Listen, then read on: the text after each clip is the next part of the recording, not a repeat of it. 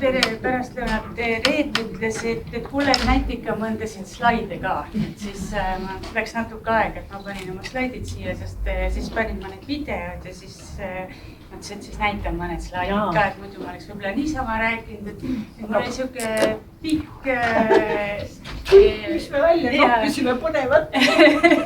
Ma mõtlesin, mis ma selle all räägin. Aga ma võib-olla kõige rohkem tahaksin rääkida siis sellest viimasest lausest seal selles ülikoolis peakirjas, et kui tihti kohtuvad teadusuuringud ja ettevõtlus, et jõuda siis ringiga selle küsimuseni pärast jälle tagasi. Ma igaks juhuks rahustaks teid ka sellepärast, et sellega, et esiteks teadus ja ettevõtlus ei ole nii erinevad asjad, kui see võib-olla esialgu paistab. Ja teiseks ma igaks juhuks ütlen ka seda, et ettevõtlus ei ole üldse mulle võõras. Ma olen 3 firmat asutanud, üks läks neist pankrotti, teine veel ei ole läinud ja 3 oli edukas. Tege järgi. Mis aastast alates? Siis esimene oli Fix.me ja see oli nüüd üle 10 aasta tagasi, 2010 või kuskil seal ringi ja siis seal selles pealkirjas on kirurgia robotid, et sealt me tegime huvitav firma, mis tegi radioloogidele treenimiseks seadmeid. Ja huvitaval kombel meil tuleb siin aeg-ajalt tellimus. Legi me pole mitte midagi teinud rohkem.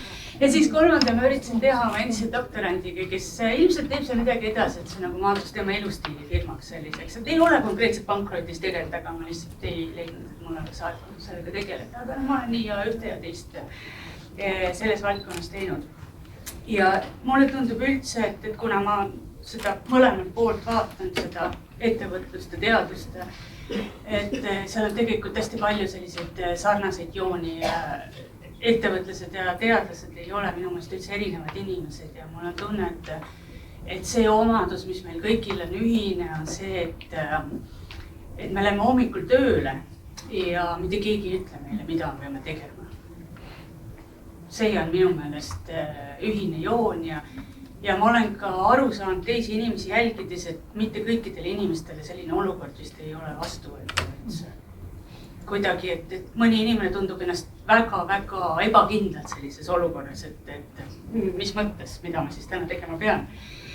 Ja siis on teatud teistsugune liik inimesed, nüüd ma rohkem räägin enda eest, kes leiab, et see annabki mulle selle vabaduse ja seda ma just naudingi.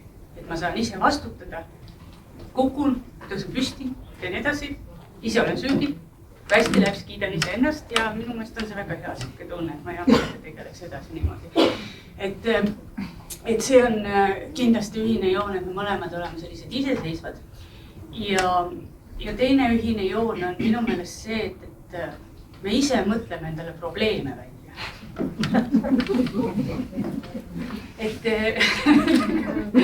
Et ega teadlased ei lahenda ju kellegi teise tehtud probleeme. Kõigepealt ma ei teadnud, mis need probleem on, mida oleks hea lahendada ja siis hakkavad seda lahendada. Aga tegelikult ettevõtjad teeb täpselt sama asja, et ta teeb midagi uut, mida varem ei ole kunagi tehtud. Et kas te teete näiteks mingisugused arendate toote, mida varem ei ole olemas või arendate teenuse, mida varem ei ole olemas. Te mõtlete välja mingisuguse uut moodi turustusstrateegi, mida keegi ei ole kasutanud. Et see, mida te teete, kokkuvõttes on midagi sellist, mida võib-olla väikses plaanis, võib-olla siin ongi maakondlikus plaanis või oma külas või riigi tasemel või globaalselt midagi sellist, mida keegi teine pole enne teinud. Minu meelest see on ka selline teadlase ja ettevõtja ühisjoon. Aga tulles nüüd selle Reeda küsimuse juurde, et kui tihti teadusuuringud ja ettevõtlus omavahel kohtuvad, mina oskan võib-olla rohkem räägides tehnoloogia poolest, et kuna mina olen oma hariduselt arvutiinsener tegelikult, siis ma võib-olla humanitaaria ja marketingi ja sellistest asjadest ei oska nii hästi rääkida, aga tehnoloogiast ma ühte-teist jagan. Ja seda, mida ma ammu olen endale teadvustanud, on see, et ükski tehniline lahendus ei sünni täiuslikuna. Et ei ole niimoodi, et sa ärkad üks päev üles ja sul on täiesti töötav arvuti. Et kui sa hakkad nüüd tagasi vaatama, et kuidas see juhtus, et see arvuti selliseks täiesti töötavaks muutus, siis tavaliselt on seal pikk aeg, kus on tehtud, arendatud seda toodet ja enne seda on olnud aeg, kus on tehtud seal teadustööd. ja kui te tahate selle arvuti näiteks arendamist nüüd siis tagasi hakata niimoodi vaatama, et kus see algas, siis te võite selle alguspunkti näiteks panna 1942. aastasse, kus leiutati transistor, kui te tahate. Et see areng on olnud nagu väga pikk. Ja mõnikord vaadati, kui te nüüd mulle sellise ingliskeelse slaidi andeks annate, siis siin on üks selline tabel, millega mõõdetakse tehnoloogia arenguastmeid. TRL tähendab Technology Readiness Level ja siis kujutatakse endale sellest ette, et mis selle tehnoloogiaga juhtub siis alguses, et kui see tehnoloogia on seal tehnoloogia arenguastmel 1, siis see tähendab seda, et see on ainult idee teie peas. Et te mõtlete, et ahaa, et oleks hästi tore, kui mul oleks näiteks siuke seade, mis saaks räägitud keelest aru ja tõlgiks selle teise keelde. Aga kui ta on teil ainult ideena, siis ta ongi tehnoloogia tasemel 1 parasjagu. Ja siis te hakkate mõtlema, et äkki see oligi hea idee, et äkki tegeleks sellise ideega. See on nüüd see punkt, kus teil on siis oma probleem, mida te mõtlesite endale probleemi välja, mida te tahate lahendada. Ja siis te hakkate seal niimoodi vaikselt punnitama, et tulevad mingisugused kõige esimesed katsetused ja enamasti on alati nii, et need esimesed katsetused on väga halvad.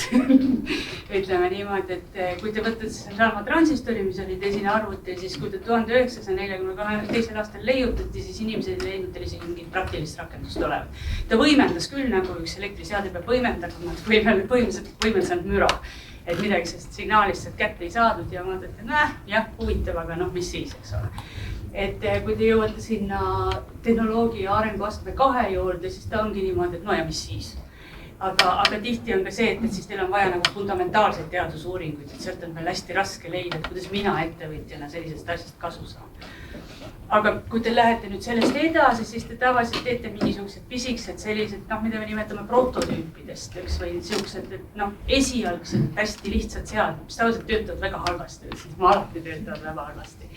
Ja siis nende omadus on ka see, et nad töötavad hästi piiratud tingimustes, et näiteks kui transistor esimesena leiutati, siis ta töötas ainult puhtas ruumis, et sul pidi täiesti tolmuvaba ruum olema, inimesed käisid, eks ole, seal olete näinud valgete kitlitega ja maskid näo ees ja kinnastega puudutasid kõik, ainult niimoodi töötas.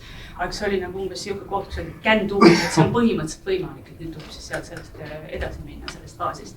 Aga loomulikult, kui sa vaatate siukest asja kuskil laboris, eks ole, et nende katseklaasi, siis te ei kujuta ette, et mismoodi me seda nüüd kasutada saan. Teil on seal näiteks mingisugune seade, millega te saate hästi haigusi diagnoosida, aga kui teil on hästi puhtas labori keskkonnad ainult, kuidas ma selle siit välja viin, mis ma sellega tegema hakkan, et siis see ongi siis selle 3., 4.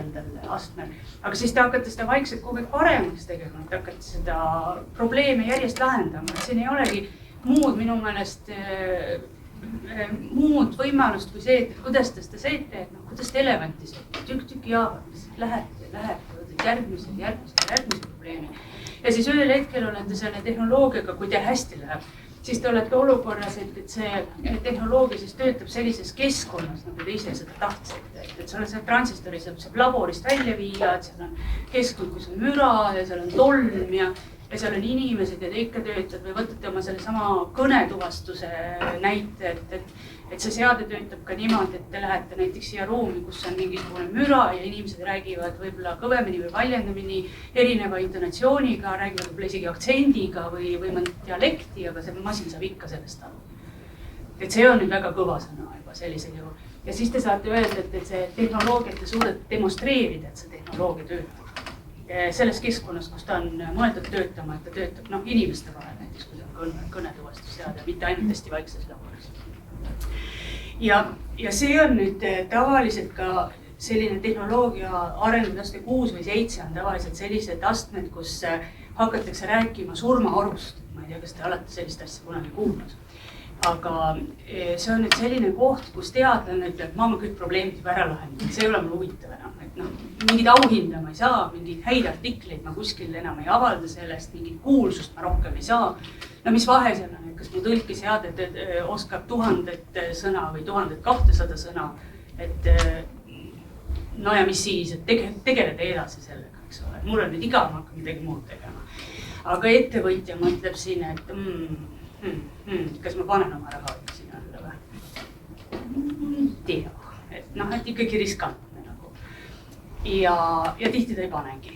Et see on siis nagu selline koht, kus võib-olla esimesed siuksed väga riskialtid ingelinvestorid tuleksid ja leiaksid sealtki midagi, et nad on nõus selle rahaga riskima, aga tihti sellistes kohtades tegelikult riik paneb veel ise oma raha sisse. Ütleb, et okei, et me anname natuke ettevõtjale, anname natuke teadlasele, pange need rahad kokku ja katsuge nüüd see selle üle surmaorusid kuidagi susida see asi, et ei jooks enam teisele poole välja, kus investorid juba tunnevad, et ahaa, et ma usaldan seda tehnoloogiat nii kaua, et ma võin sinna midagi sisse panna. Et kui te olete sellest surmaorust üle saanud, et siis te jõuate tegelikult tootearenduse baasi. Alles siis te tegelikult jõuate tootearenduse baasi. Nii õudne, kui see ka ei tundu. Ja siis te jõuate ka päris riskantsesse tootearenduse baasi.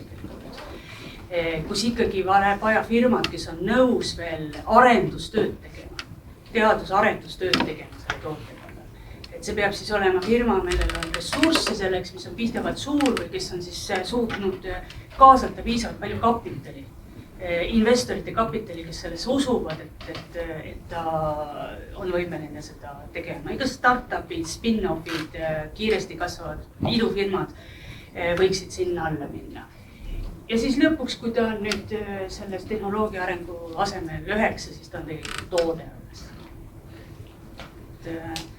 Et noh, üks teooria väidab seda, et see tehnoloogia arengutsükkel kogu aeg lühem. Et kui ta vanasti võis olla näiteks 20 aastat, et transistor tuli 40ndatel aastatel ja transistorraadiot tuli millal? 60 ma arvan kuskil, et noh, et see võis kuskil 20 aastat olla, eks ole. Siis tänapäeval nagu käib see tsükkel nagu juba kiiremini, aga ma ei tea, ma ei oska isegi seda kommenteerida, et kas see on õigus või ei ole. Aga see vahepealne aste on jah, paljudel firmadel väga keeruline. Et ma võib-olla lihtsalt näitaksin mõned näited siis enda tööst, et kus mina olen sinna surmaordu siis põmdi sisse sadanud ja nüüd istun seal oma asjadega ja mõtlen, et kas keegi tahaks investeerida või midagi edasi teha või peaks ise tegema või ei viitsi. Ja lihtsalt võib-olla näiteks ka natuke räägiks oma tööst, et milliste asjadega ma siis tegelen. Et ma panin ainult videosid siia, mul mitte ühtegi valemit ei ole. Et siin on üks selline seade, mida on võib-olla mõnikord televiisoris ka näinud ja see polnud tegelikult isegi mõeldud selleks, et me oleks tahtnud nii väga oma uudishimu rahuldada, vaid meil oli üks projekt, kus salvearheoloogid tahtsid endale robotit, millega saaksid minna laevavrakkide sisemusse ja see teadusprobleem, mis seal tegelikult oli, te mõtled, miks teadlane sellega tegeles, et sellepärast, et tegelikult ei ole sellist robotit olemas, mis on nii manööverdusvõimeline ja töötaks niivõrd vaikselt, et ta lähekski sinna sisse, suudaks ringi pöörata, ilma et ta klopiks kõik seda muda üles, nii et pärast mitte midagi näha ei ole.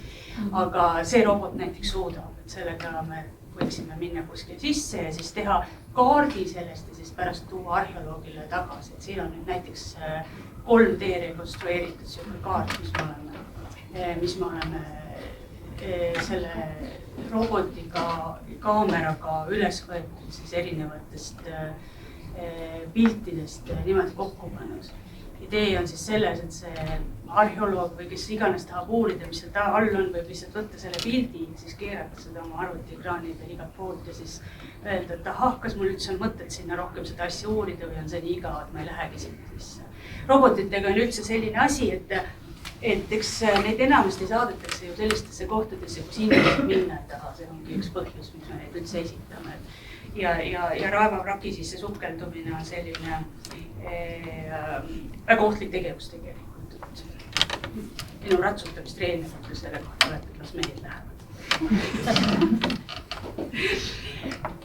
Siin on veel üks video, kus me seda sama robotit kasutame, kus tuleb jälle välja see, et see idee, mis me selle tegemisel oli, on see, et ta on hästi manööverdamisvõimeline, seal saab hästi põhja lähedal sõita, et me siis paar aastat tagasi käisime polaaröösel, käisime Teravmägedel, et uurida teravmägede põhjataimestikku ja mereelustikku. Ja see oli selles mõttes hästi huvitav kogemus meile, et enamasti inimesed arvavad, et kui polaaröö on, et siis mitte midagi ei toimu, et kõik on välja surnud, kõik on jääkõrv, seal ei ole midagi. Aga kui sa niimoodi lähedalt vaatad kõiki asju, siis tegelikult toimub seal jube palju asju, seal on igasugused pisikesed loomakesed, mis seal elavad. Ja see on tegelikult see aeg, kus loodus valmistub sellest uueks polaarpäevaks, et organismid hakkavad liikuma ja kosuma ja see on bioloogidele hästi huvitav selline aeg, kus hästi palju saab seal avastada, aga sihukest tehnoloogiat millele sinna minna ja midagi avastada tegelikult siiamaani ei ole olnud. Miks me tegelikult nende alltehnoloogiatega teeme, me anname inimestele võimaluse minna sellisesse kohtadesse, kus nad muidu minna ei saaks, kus nad muidu informatsiooni ei saaks. Tegelikult, kui te vaatate neid samu näiteid, siis robot ei ole mitte midagi muud kui üks liikuv andmekogumismasin. Käib ja ringi ja siis lihtsalt salvestab kõiki andmeid ja toob pärast sinu juurde tagasi, et siis sa võiksid nende andmetega midagi teha. Ja me ei ole ainult robotitega tegelenud, vaid me oleme tegelenud ka lihtsalt sellega, et me lindistame meres või vees andmeid erinevates kohtades, kuidas merevesi välja näeb, et saada sellised andmed, mida mitte kunagi keegi varem pole teada saanud, et me nüüd võtame oma uue tehnoloogia, paneme sisse ja ütleme, et näe, siin on selline informatsioon, millest sina mitte kunagi ei teadnud. Lihtsalt üks selline näide, mis me eelmisel kevadel tegime, et see on jälle üks suur raam, mis tegelikult kaalub 2 tonni. Ja seal on hästi palju sensorit peal ja siis me panime selle kraanaga laevast merre. See eksperiment on tehtud Põhja-Šotimaal, kus on hästi-hästi suure energiaga hoogused ja tõusumõõnalained. Ja seal ka katsetatakse hästi palju taastuvenergia seadmeid ja meie mõte nende seadmetega oli mõõta, et kui palju selles lainetuses ja hoovuses tegelikult energiat on, kus me saaksime kõige parema meelega need seadmed panna. Siin on näiteks üks koht, kus meie sensorid on põhjas ja siis te võite näete, kui te natuke vaatate, kuidas seal need merealune mets liigub, siis tegelikult on need suured ookeanilained Šotimaa läänerannikul, et kujutage ette, need on sellised 50-meetrised lained, laine pikkus on 50 meetrit ja see laine on kogunud energiat kuskilt sealt Gröönimaa rannikult ja tulnud üle terve Atlandi ookeanid, kui siis lõpuks nagu poluneb sinna Šotimaa randa. See kujutate ette, kui palju energiat selles laines tegelikult on. Ja kui te ei usu, siis lihtsalt vaadake, kuidas see mets niimoodi edasi-tagasi liigub. Et nende seadmetega me saame seda mõõta ja sellel parempoolsel pildil on näha, et kui toodud kiired need voolukiirused tegelikult on. Et seal me tegelikult murstsime selle raami katki, selle 2 tonni kaaluva raami ja siis pidime ära tulema. Et see oli siuke nagu mõnes mõttes päris keeruline eksperiment. See oli ka esimene selline välikatse nii suure maastaabiga, mida ma ise juhtusin. Ma olin tegelikult suht närvis, kui ma seal olin. See hea, et me kuskil midagi hullemat, keegi kuskil viga ei saa. Ainult seadmed kaotsime, see on tegelikult väike asi. Aga tulles üks natukene lähemale, et see on see video, mis siin on lindistatud siinsamas Tallinnas, see on tegelikult Pikakari rannas. Ja Pikakari rannas on, kui te sealt taustal näete seal horisondi peal, siis laevad tulevad sisse edasi-tagasi. Ja ma ei tea, kas see on õige, aga üks talisuppleja, keda ma nägin seal rannas, ütles mulle, et sinna Pikakari randa tuuakse iga aasta uus liiv, sellepärast et need laevalained uhuvad kogu selle liiva merre. Ja see ei pea seal üldse kaua vastu. Et tegelikult see on jälle nagu energia, hästi palju energiat, mis suur laev, kruiisilaev tuleb sisse ja see energia kõik läheb kuhu see energia läheb, ta paneb kogu selle liiva seal põhjas liikuma. Ja me tahtsime mõõta, mismoodi see liikumine see toimub. Siit te võite näha tegelikult, kuidas need laevalained liigutavad. Ja vaadake, huvitav asi on see, et kui te vaatate alumist graafikut, siis see on pinnal ja kui te vaatate ülemist graafikut, see on põhjas. Et on 3 lainet, mis on selle kiirlaeva lained, on nii tugevad, et nad panevad seal põhjas selle liiva liikuma, et seda ei tee. Et siis saab tegelikult päris hästi öelda, mis siis toimub mingisuguste allve ehitistega või merepõhjaga, kui Läänemerel väidetavalt igal ajahetkel, näiteks praegu, kui me räägime, siis Läänemerel on praegu 5000 laeva. Siis te võite ette kujutada, eks ole, et kui palju energiat on tegelikult, mis kõik peab kuhugi jõudma, see energia jõuab kuskile meie rannikutele ja siis teeb kõik asju, et rannikud muutuvad niimoodi. See on selles mõttes ka huvitav projekt, et me oleme seda nüüd edasi arendanud ja jõudnud võib-olla, no ma ei ütle, et me oleme sellest surmaorust teisele poole jõudnud, aga need seadmed, mis me nüüd kasutame, siis me oleme erinevates rakendustes kasutanud. Ma tahtsin teile näidata ühte rakendust, aga ma ei saa, et me panime need Sillamäe sadamasse ja siis laevad saavad teada, et kui nad tulevad Sillamäes kai äärde, et siis kui suured on hoovused seal ümber kai, et kuidas ma pean selle laevaga seal randuma. Aga paar päeva tagasi juhtus, et meil oli ilus veebirakendus, et saab veebist vaadata, kuidas need hoovused seal parasjagu liiguvad. Üks päev läksime sinna, paar päeva tagasi vaatasin, et nagu ükski sensor ei tööta enam. Helistasime Sillamäele, küsisin, mis juhtus, et selgus, et üks kaubalaev oli kaisse sisse sõitnud ja terve kai oli puruks ja loomulikult need sensorid ka. Et nagu te näete, et iga mul ei ole. Ja siis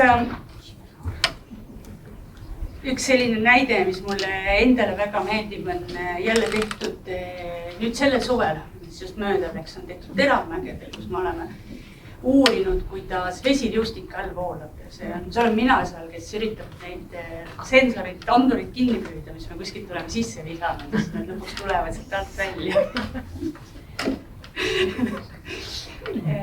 See mulle väga meeldib endale see projekt, aga me ei ole sellega väga kaugele jõudnud. Minu kolleeg on tunduvalt kaugele ja jõudnud, sest ta kasutab neid samu sensorid kasutab, et uurida seda, kuidas hüdroenergia turbiinides rõhud muutuvad, et kalad saaksid läbi minna.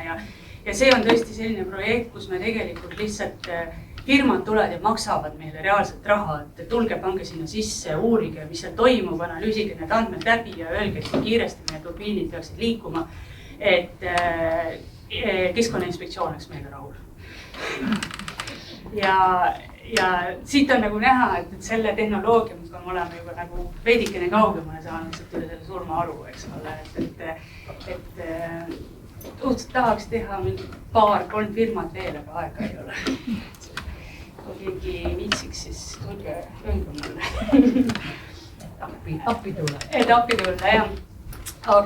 Aga ma tuleks tagasi võib-olla selle esialgse küsimuse juurde siis, et just meie enda siin me rääkisime hästi üldiselt, et kuidas teadusuuringus ja ettevõtlus omavahel kohtuvad, aga ma aeg-ajalt käin siin selles samas ministeeriumi majas, siin käib koos sihuke imelik komisjon nagu innovatsioonistrateegia komisjon, innovatsioonistrateegia 2035. Et selle eesmärk on just see, et mõelda välja siis, kuidas need tehnoloogiad siit ülikoolidest liiguks ettevõtetesse. See meie tänane pilt on selline, et keskmine Eesti ettevõte loob lisaväärtust, mis on umbes 80% Euroopa Liidu keskmisest. Et ta on tunduvalt alla siiski Euroopa Liidu keskmise. Jah, et me oleme siin jälle uhked, et meil on siin Skype'id ja Boltid ja kuidas need öeldakse, ja TransferWise ja Starship ja me oleme tõesti väga uhked, et need on. Aga seda ei ole piisavalt palju, et need koonduvad mingisuguse teatud klastritesse, et seal on tegelikult siiski suhteliselt vähe töötajaid sellistes firmades, sellises tehnoloogia, süvatehnoloogia ettevõtetes. Ja nad loovad küll suurt lisaväärtust, aga see kogus, kui te panete selle kokku, siis ta ei ole tegelikult nii suur. Ja keskmine Eesti ettevõte seda nii palju ei loo.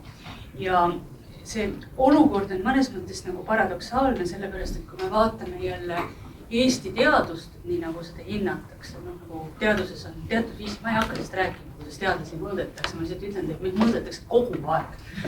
Aga ükskõik, kuidas meid mõõdetakse, sest tuleb alati välja, et me oleme kaugelt üle Euroopa Liidu keskmise, aga me oleme ka kõige paremad Ida-Euroopa liikides üldse. Et Eesti teadus on täiesti tipptasemel, et sellega võib rahul olla. Aga küsimus on see, et miks need tippteaduses need tulemused, mis me siis saame, ei liigu sealt edasi ettevõtetesse. Ma ei ütle, et nad üldse ei liigu, aga nad liiguvad siiski vähem, kui nad võiksid.